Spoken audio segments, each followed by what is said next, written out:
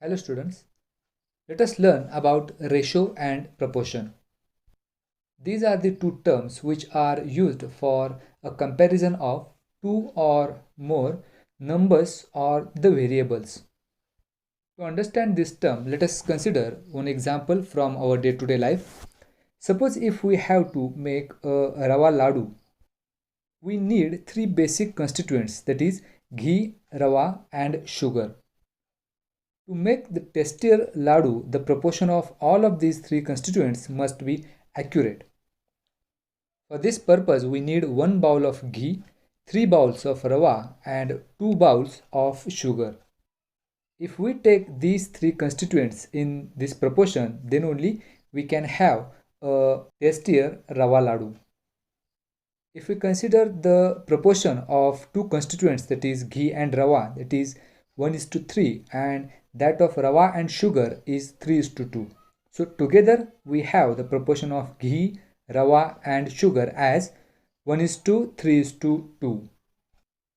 Here one thing should be noted that 1, 3 and 2, these are not the quantities of the constituent, but it is the proportion of the constituents if we compare that with the others.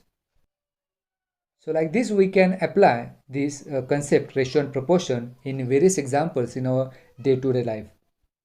Now let us consider the two types of the proportions. The first is the direct proportion. To understand this concept, let us have one example. Suppose there is a chart which shows the quantities of two variables, that is the petrol and the distance covered by using the given petrol.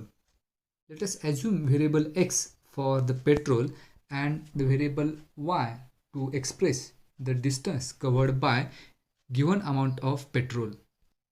In the first column it is given that if there is 1 liter of petrol, we can go 10 kilometers by using it. That is, if we take the ratio, that is x divided by, it is 1/10. In the second column we have 20 divided by 200, that is, if we simplify, we'll get again 1/10. And in the third column we have 40 liters of petrol by which we can go about 400 kilometers. So if we take a ratio again, we will get 1/10. So here, as we can observe, the variable x varies as the variable y. So such type of proportions are called as the direct proportions, as there is a direct proportion between the variable x and y.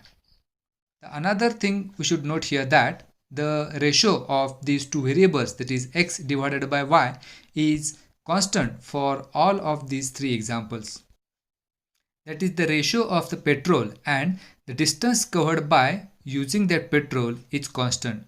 So for such examples, the two quantities given are in direct proportion, or it is also called as they are in direct variation. So from this example, we can conclude that for direct variation, the ratio between two variables is constant. That is, if we take the ratio of x and y for above example, that is x divided by y is equal to constant, that is k. Now let us consider the another variable, that is the inverse variation. For that, again consider one chart given. In this chart, two variables are given, that is speed and the time. If we take one example from the first column, if the speed of a car is 50 kilometers per hour, it takes about 2 hours to complete a journey. In the second column, the speed is 5 kilometers per hour, and for that it takes about 20 hours to complete the same journey. And for the third one, we have speed 25 kilometers per hour, it takes about 4 hours. As we can see, the variable x increases, the variable y decreases, and vice versa. If x decreases, the variable y increases.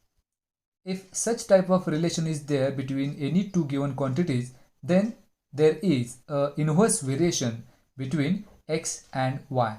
Again, if we observe, the product of these two is always constant, that is x into y is a constant k. So the product of the speed of vehicle and time is constant. So in such cases, it is said that the quantities are in inverse proportion or in inverse variation.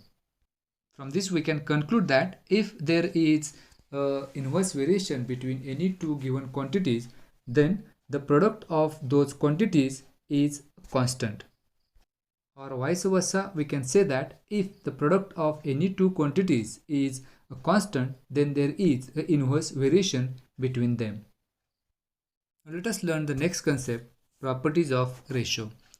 The first property is ratio of two numbers a and b is written as a is to b or a divided by b. Here a is the predecessor, that is the first term, and b is called as the successor, that is the second term. Second property is in the ratio of two numbers, if the second term is 100, then it is known as a percentage. For example, suppose if we have 67 divided by 100, so as in the denominator we have the 100 as the second term, that's why it is written as 67%. The third property is the ratio remains unchanged if its terms are multiplied or divided by a non-zero number. Let us illustrate this property by one example. Suppose there is a ratio 2 by 3. If we multiply first term and the second term by 4, we get 8 divided by 12. If we further simplify 8 by 12, we will get again the ratio 2 by 3. In this example, as we have multiplied both the terms by a number, we get the same ratio.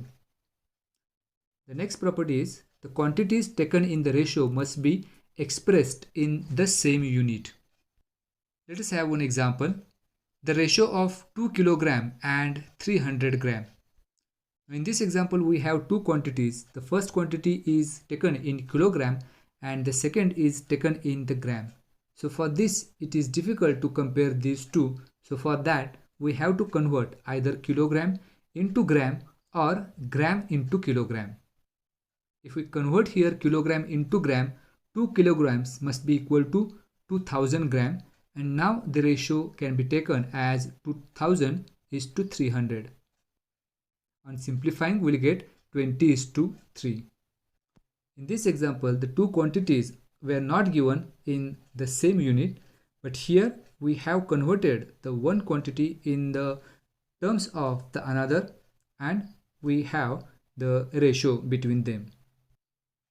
The next property is the ratio of any two quantities is unitless. That is, ratio does not have any unit.